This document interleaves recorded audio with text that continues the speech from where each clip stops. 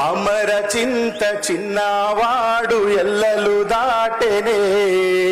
స్వరాష్ట్ర సాధన ధ్యానం చేసి గానం చేసేనే అందుకున్నాడమ్మా తండ్రి నుండే ఎర్ర ఎర్రని జెండా